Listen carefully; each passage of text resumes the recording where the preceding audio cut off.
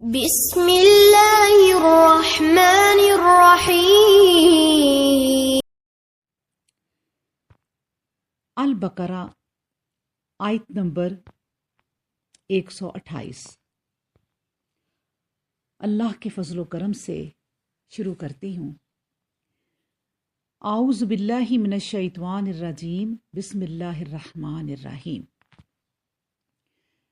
ربنا وجعلنا مسلمین لک ومن ذریاتنا امۃ مسلمات لک وارنا مناسکنا وتب علینا انک انت التواب الرحیم۔ ربنا، اے ہمارے رب، وجعلنا، بنا ہمیں، مسلمینی، فرما بردار، لکا، اپنے لیے، ومن ذریاتنا، اور ہماری اولاد میں سے، امتن، ایک امت، مسلماتن، فرما بردار، لکا، اپنے لیے، وارنا، اور دکھا ہمیں، مناسکنا، ہماری عبادت کے طریقے، وتب، اور مہربان ہو، علینا، ہم پر، انکا، بے شک تو، انتا، تو ہی ہے، التواب، بہت توبہ قبول کرنے والا، الرحیم، اور نہایت رحم کرنے والا۔ اللہ اکبر۔ اب دیکھیں کہ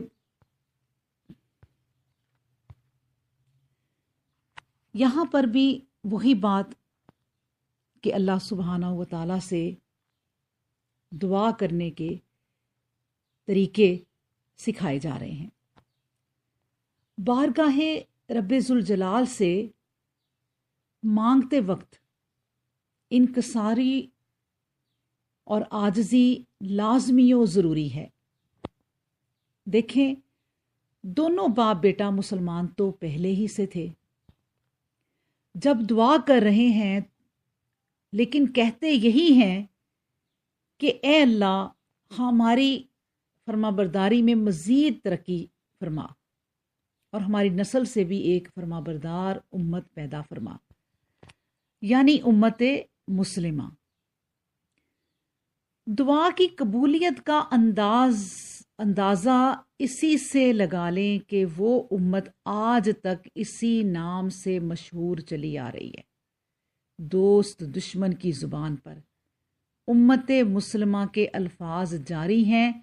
دونوں بزرگ فرماتے ہیں کہ اے اللہ، ہماری اولاد میں ایک ایسی جماعت ہمیشہ رہے جو تیرے احکام کی پیروی اور اتباع کو اپنی زندگی کا مقصد اصلی بنائے، اور چونکہ وہ الگ تھلگ ہوگی، اگر اس کے پاس کوئی قانون نہ ہوا تو راہ حق سے بھٹک جائے گی۔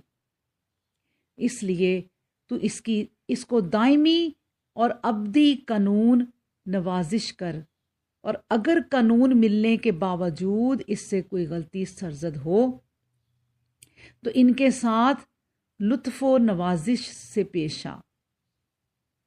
پھر یہ دعائیا کلمات صاف بتا رہے ہیں کہ جس امت مسلمہ کی تخلیق کے لیے درخواست کی جا رہی ہے وہ وہی ہے جو ابراہیم علیہ السلام کے بعد اسماعیل علیہ السلام کی اولاد میں سے ہو، کیونکہ دعا میں دونوں بزرگ شامل ہیں اور ایک کو دوسرے کی اولاد ہونے کا شرف بھی حاصل ہے، اور اولاد میں اسماعیل علیہ السلام ہیں، اور ان کی اولاد، جس سے یہ بات واضح ہو گئی کہ امت مسلمہ کا تعلق اسماعیل علیہ السلام ہی کی اولاد سے ہے، اور وہ وہی ہے جو محمد رسول اللہ صلی اللہ علیہ وآلہ وسلم کی امت ہے، کیونکہ محمد رسول اللہ صلی اللہ علیہ وآلہ وسلم ہی وہ نبی ہیں جو اولاد اسماعیل علیہ السلام سے ہیں۔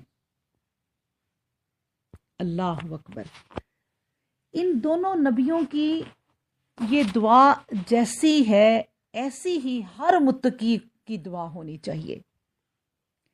جیسے قرآنی تعلیم ہے کہ مسلمان یہ دعا کریں، ربنا ہب لنا من ازواجنا و ذریاتنا قرۃ اعین واجعلنا للمتقین اماما۔ اے ہمارے رب، ہمیں ہماری بیویوں اور اولادوں سے ہماری آنکھوں کی ٹھنڈک عطا فرما اور ہمیں پرہیزگاروں کا امام بنا۔ یہ بھی اللہ تعالیٰ کی محبت کی دلیل ہے کہ انسان یہ چاہے کہ میری اولاد میرے بعد بھی اللہ کی عابد رہے۔ ایک اور جگہ اس طرح الفاظ ہیں، وَجْنُبْنِي وَبَنِيَّ أَن نَّعْبُدَ الْأَصْنَامَ، اے اللہ مجھے اور میری اولاد کو بت پرستی سے بچا۔ رسول اللہ صلی اللہ علیہ وآلہ وسلم فرماتے ہیں، انسان کے مرتے ہی اس کے اعمال ختم ہو جاتے ہیں، مگر 3 کام جاری رہتے ہیں: صدقہ، علم جس سے نفع حاصل کیا جائے، اور نیک اولاد جو دعا کرتی رہے۔ یہ مسلم کی حدیث ہے۔ پھر آپ دعا کرتے ہیں کہ ہمیں مناسک حج یعنی طریقے سکھا، یعنی احکام میں حج اور ذبح وغیرہ کے، وَأَرِنَا مَنَاسِكْنَا وَتُبْ عَلَيْنَا۔ تو پھر یہ طریقے اللہ سبحانہ و تعالیٰ سے دعا کے ذریعے سیکھے جا رہے ہیں کہ ہمیں اللہ سے وہ دعا کر رہے ہیں۔ اس پر کیا ہوا تھا کہ حضرت جبرائیل علیہ السلام آپ صلی اللہ علیہ وآلہ وسلم کو لے کر کعبہ کی عمارت پوری ہو جانے کے بعد صفا پر آتے ہیں، پھر مروہ پر جاتے ہیں اور فرماتے ہیں یہ شعار اللہ ہیں، پھر منع کی طرف لے چلے۔ عقبہ پر شیطان درخت کے پاس کھڑا ہوا ملا تو فرمایا تکبیر پڑھ کر اسے کنکر مارو۔ ابلیس یہاں سے بھاگ کر جمرہ وسطیٰ کے پاس جا کھڑا ہوا، یہاں بھی اسے کنکریاں مارنے کو کہا تو یہ خبیث نا امید ہو کر چلا گیا۔ اس کا ارادہ تھا کہ حج کے احکام میں کچھ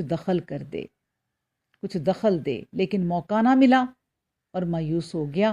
یہاں سے آپ صلی اللہ علیہ وآلہ وسلم کو مشعر الحرام میں لائے، پھر عرفات میں پہنچایا، پھر 3 مرتبہ پوچھا، کہو سمجھ لیا؟ آپ نے فرمایا ہاں۔ اللہ اکبر۔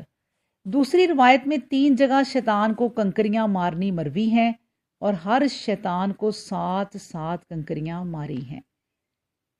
یہ تمام دعائیں حضرت اسماعیل، حضرت ابراہیم علیہ السلام کی قبول ہو گئیں کہ اللہ سبحانہ و تعالیٰ نے ایک قیامت تک امت مسلمہ رکھی جو نبی کریم صلی اللہ علیہ وسلم کی امت ہے، اور پھر حج کے تمام ارکان بھی سکھائے، اور انا کا انت التواب الرحیم، اور اللہ سبحانہ و تعالیٰ نے سے جو انہوں نے دعا کی، اللہ نے اپنا رحم، کرم اور توبہ قبول کرنے کا جو شیوہ ہے وہ قیامت تک رکھا ہے کہ جو بھی شخص مرنے سے پہلے اللہ سے توبہ کر لے گا اللہ قبول کرے گا، کیونکہ انا کا انت التواب الرحیم، کہ وہ توبہ قبول فرمانے والا اور رحم اور کرم کرنے والا ہے۔ اللہ اکبر۔ وآخر الدعوانا ان الحمد للہ رب العالمین۔